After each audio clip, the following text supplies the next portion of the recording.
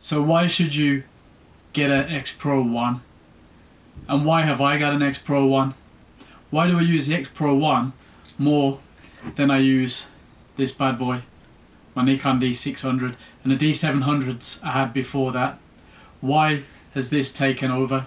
This beauty is a lot smaller, it's a lot lighter, yet the sensor is as powerful as I need it.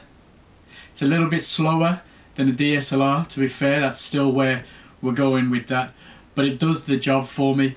Well, I started on film photography, and clearly that was manual focus at the time, later on autofocus, and it wasn't always as fast anyway.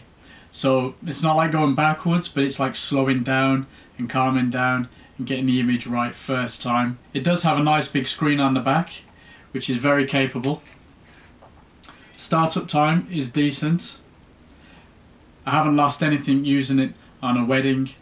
Buffers well, stores well to a fast memory card. In fact, your memory card goes in at the bottom there and it's locked in. It's a little bit different to the XT1, but that's another video. It doesn't have dual card slots, whereas my D600 does. Now, that was a great feature, and many are holding out for an X-Pro 2 that has 2 card slots. So what should you do?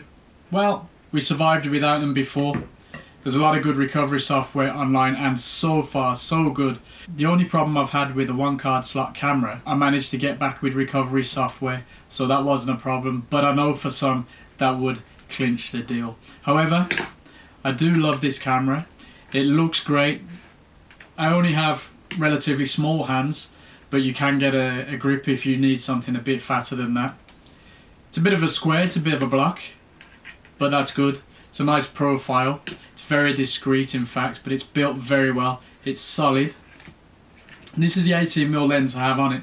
At the last wedding I used a 56mm lens on this, but that's currently filming this right now because I like how it throws out the background. But it's very decent. I would love to use a 56mm on the XT1, but it's doing a great job on this camera. Generally when I'm using the 56mm I have a little bit more time, so that tiny difference with the autofocus is negligible, to be honest. So size is definitely a factor. It looks great. It provokes a different reaction in the person that I'm pointing it towards. Whereas if I point something bigger, and even bigger than this of course, D4s, your Canon 1D Mark III, whatever, it's definitely a different reaction than if you point this. That point is stronger with the even more retro looking bodies that Fuji have brought out, such as the X100S. That's again another video if you want to see it. What else do I like about this? The dials on the top are very easy to use. You can even control them with one hand as you're shooting along. The exposure compensator is very useful there, and you can do that on the fly as you're going along. Everything else on the top is very simple and clear. In fact, you even have your function buttons which are customizable. Your quick menu button on the back, you can change that for a back button focus. Not quite as good as some of the other cameras, but does the job.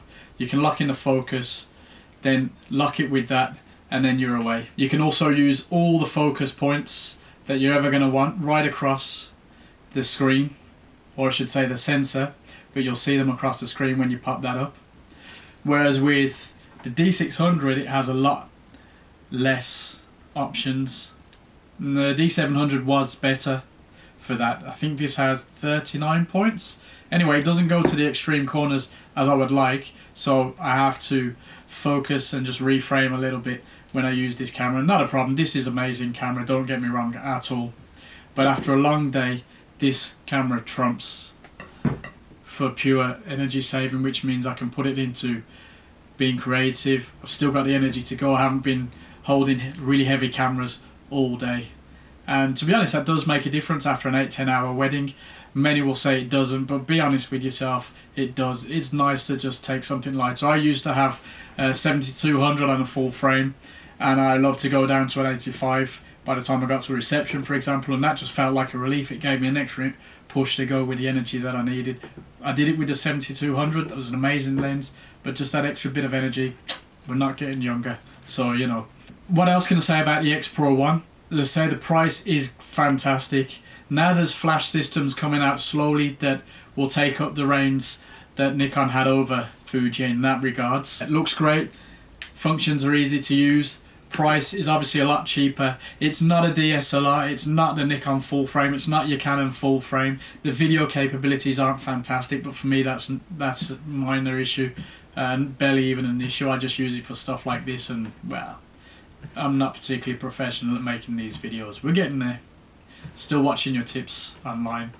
Well, that's what I like about this camera. I've had it over a year now. I got it in August 2013. As I'm filming this, it's March 2015, so I've had a good amount of time with this. I use it alongside an X-T1 when I'm shooting. Yes, it would be nice to have two X-T1s now. Yes, I have considered selling this, but it's still absolutely brilliant for me. Now apparently the rumours about the new one, if they're true, twin card slots, better sensor, 4K movie recording, stuff like that. Most of that I don't really need, so we'll see. Mind you, I didn't need these until it came out, so who knows. This is going to last me a good while, unless I upgrade it for another X-T1 just to have matching bodies, which I do really like doing. Also the tiltable screen, but I didn't care about tiltable screens until I had one. I didn't care about twin card slots until I had them. I survived many years shooting weddings, commercial work, events without those granted great features. So really it's not necessary. Keep a simple eye. Get the X Pro 1 while it's cheap. Actually, yeah, it's going to get cheaper, so get it. Get a good feel for these X series cameras. Let's see if we can put up some examples after this. Okay, so take it easy, take a look at the samples, be good.